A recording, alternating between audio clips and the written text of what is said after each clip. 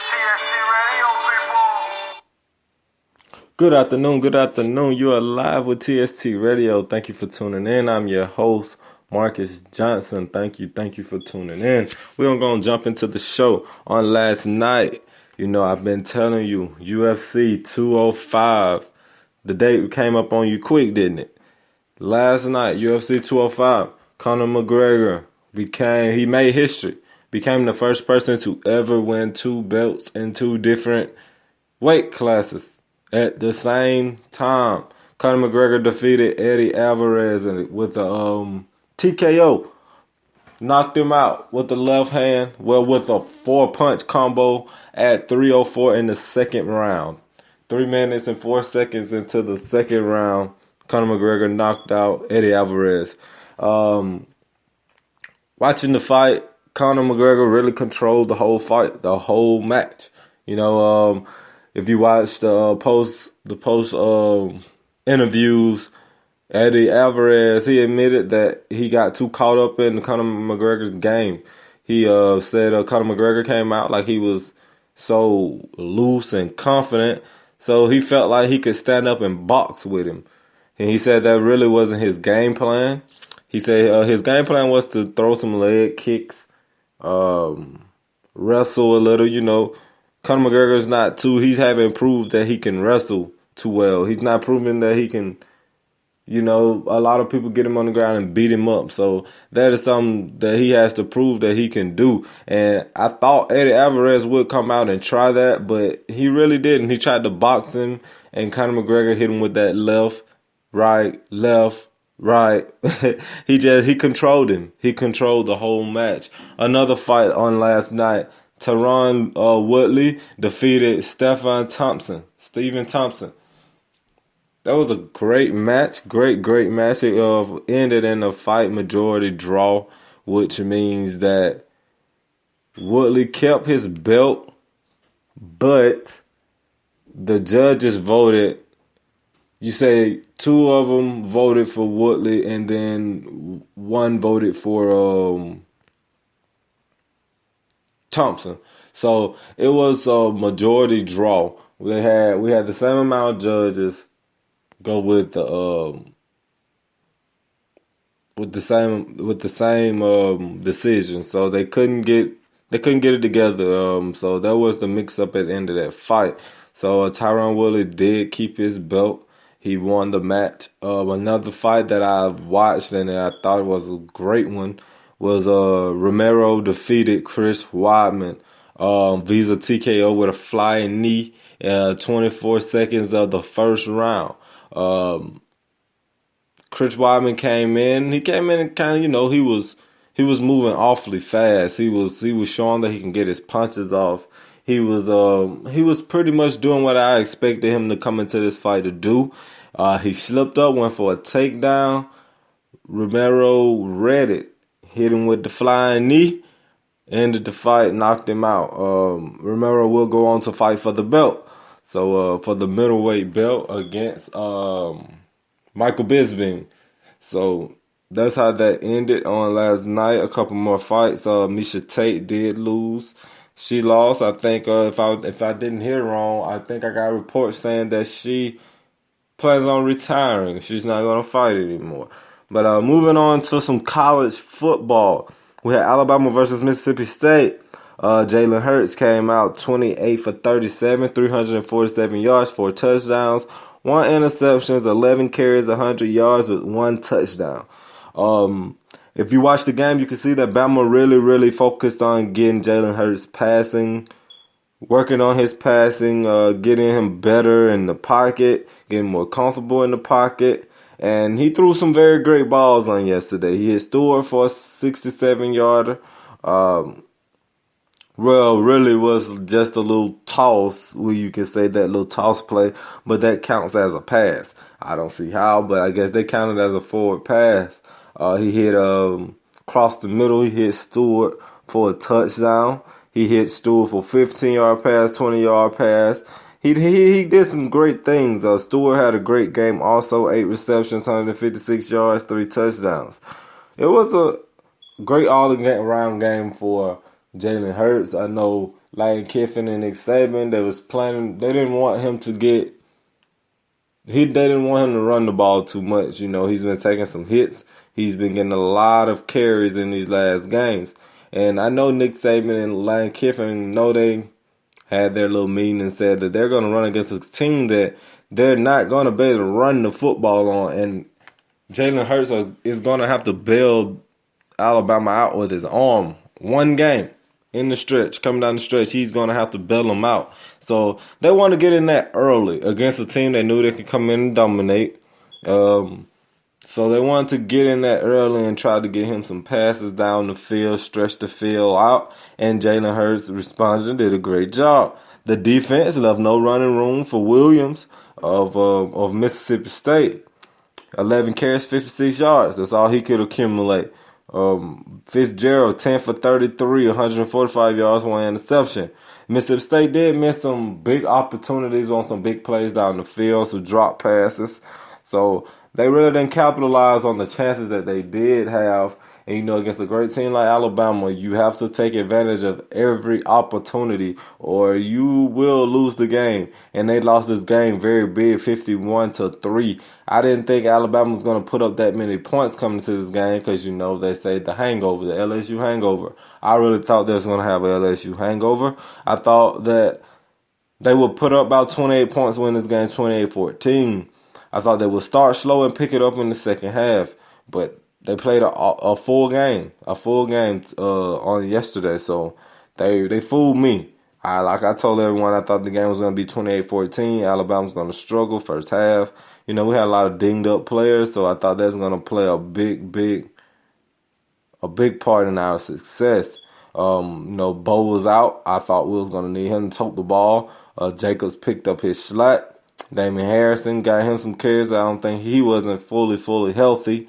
Reuben Foster has a chipped bone in his hand, so I really didn't think he was going to get a lot of playing time, but he wrapped that up, and I think they had a soft cast on it, a hard cast on it, and got him out on the field yesterday. Led the team in tackles also, may I mention. So Alabama played a very all-around game. I don't see too many people beating them. There's a lot of shakeups yesterday. Number 2, 3, 4, 9, all lost on yesterday. So it's gonna be a big shakeup in the polls when they drop today. Even the AP poll today at 2:30, I think, the AP poll drops. It's gonna be a lot of shakeup in that, and let alone in that Tuesday with the playoffs. So it's gonna be a lot of shakeup in that. So I'm eager to see. I'm eager to see where everybody lands. Moving on, Auburn versus Georgia. Georgia pulled this one out 13-7. They lost. The loss of Petway really hurt the Tigers.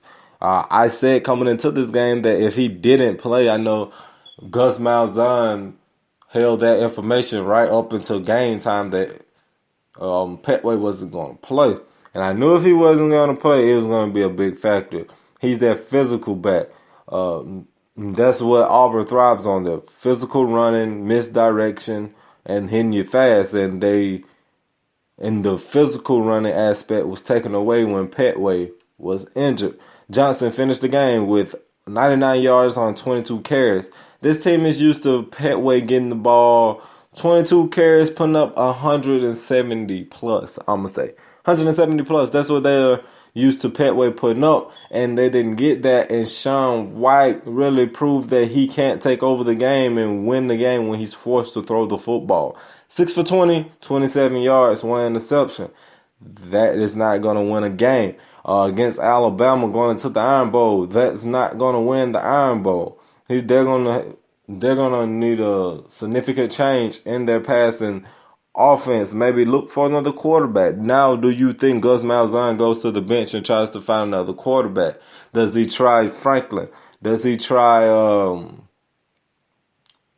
Woody Barrett? Does he give Johnson another try?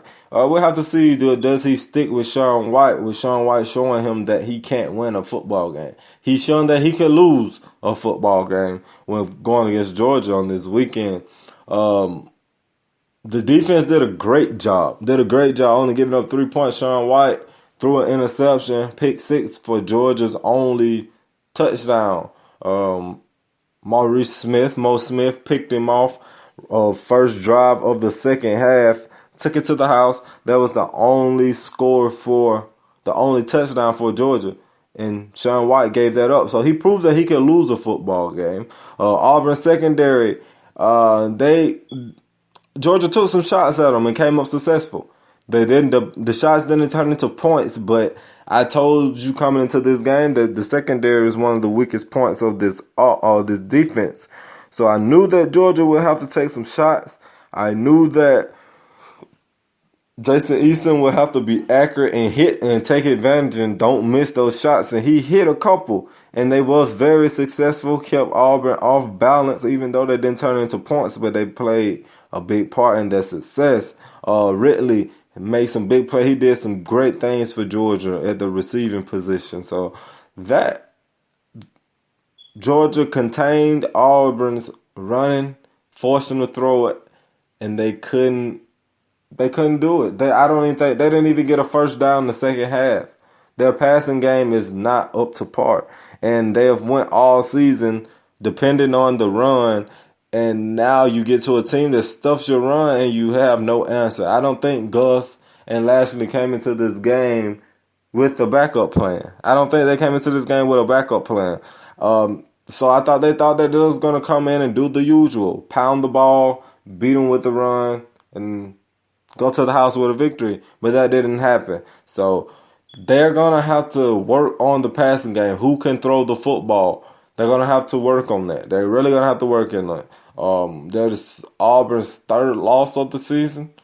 Alabama takes the SEC West championship with the loss of Auburn on yesterday, because if they would have won the Iron Bowl, would have decided if Auburn would have won out up to the Iron Bowl would have decided the SEC West champions. But since they lost, it was decided on Saturday. Alabama is your SEC West champions. Moving on. Michigan, Iowa. Can you say defense? And we're not speaking of the SEC. We had a defensive game and it wasn't an SEC. I know a lot of people was ragging the Alabama LSU game on last week, saying is this bad offense or just good defense? Now you see when two great defenses step on the field, you have low scoring games. Iowa upset Michigan.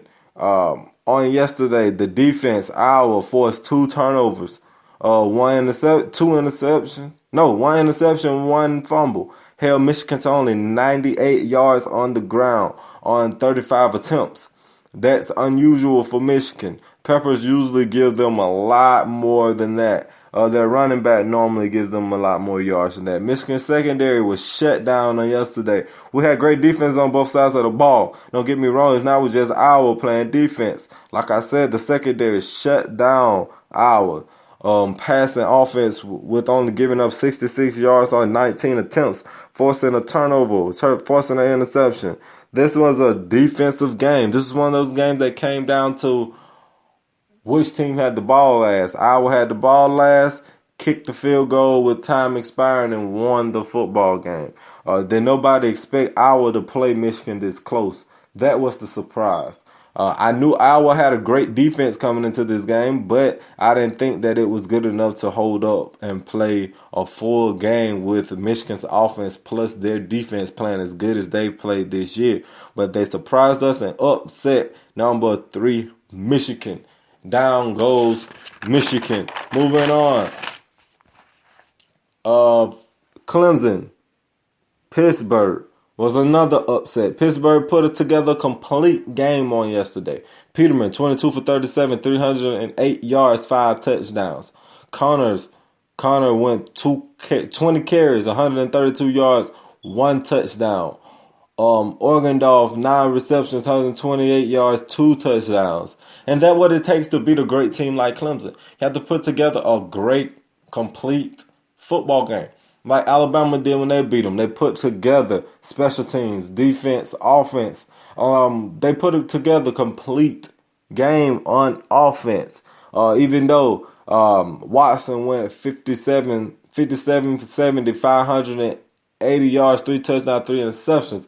1 point at that. Look at it. 3 interceptions. He turned the ball over 3 times. Goldman was non-existent with only 36 yards. They shut down the run, made Clemson throw the football. Clemson still put up their points, but it wasn't enough without the running game. Like I said, offensively, Pittsburgh put together a complete game. Pass, run. They put it together, and they beat Clemson on yesterday with the upset. That's what made the difference, rushing. Goldman was non-existent. Watson had to try to do it all with his arm. They made him one-dimensional. They put him in passing situations, knowing that they was going to pass the ball. Watson threw an interception at a bad time. It's never a good time for interception, but that was a bad time when he threw that interception. So turnovers, non-existent running game, and lack of defensive play lost this game for Clemson. Clemson upset by Pittsburgh. Down goes Clemson. Moving on, Ole Miss, Texas A&M. Ole Miss beat Texas A&M. Number 8, down goes Texas A&M. I thought Texas A&M would bounce back. Both teams came into this game with freshman quarterbacks. Ole Miss quarterback, redshirt, was pulled. The guy showed some great things out there. He showed a little Johnny Manziel in him. He also said Johnny Manziel was one of his favorite quarterbacks growing up. So he showed a little inner Johnny Manziel and got Texas A&M to win. Ole Miss to win at Kyle Field. USC upset number 4 Washington, 26-13. USC came out, played a complete game. Other news, Virginia State beat Tuskegee 45-35. Tuskegee finished that game 8-2. Shout out to my boy Kevin Lacey. Keep your head up, man. You played a great game. Moving on to high school, Park Crossing. They beat Bessemer City on last Friday, 52-26. Opelika beat Daphne 35-6. Park Crossing will be moving on to face Blunt at Crampton Bowl this Friday. Opelika will be playing Spanish Fort. And Illusia will be going up against Tallahassee. Tallahassee is still in it. Those are some local teams. If those are your teams that you support, get out and support those guys. Get out. Like I said, get out, support those guys. And I want to let everybody know that I know this year is coming to an end. Another graduation will be coming up in May. I want to let you know that I will be doing graduation photos for a great price. I will be doing graduation photos. I will be doing pretty much senior portraits. Put it like that. I will be doing senior portraits. Or if you want your son, daughter, family, whoever wants to take pictures, I am available to do that for you. Please contact me at tstradio04@gmail.com and let me know what you would like. We will go over and get some prices that can fit your budget. I'm not trying to overcharge you. I will give you prices that fit your budget. Like I said, tstradio04@gmail.com. Make sure you go follow us on Twitter at True Sports Talk Radio. Like our page on Facebook at True Sports Talk Radio. Also, you keep up with all your news that we don't deliver here on air. You will be able to get all that information there. Keep up with all the latest memes and videos people are making, funny videos and all that stuff. We have it on our page. Hit us up. Today I will be going out to Opelika to the Opelika Chiefs, semi-pro Opelika Chiefs football team's tryouts. I will have some pictures and trying to inquiring some media access to get into those games. I will be doing the same for the Prattville Patriots. So I have a lot of things planned. But unfortunately, that is my time for today. I'm your host, Marcus Johnson. You have been live with True Sports Talk Radio. Thank you for tuning in.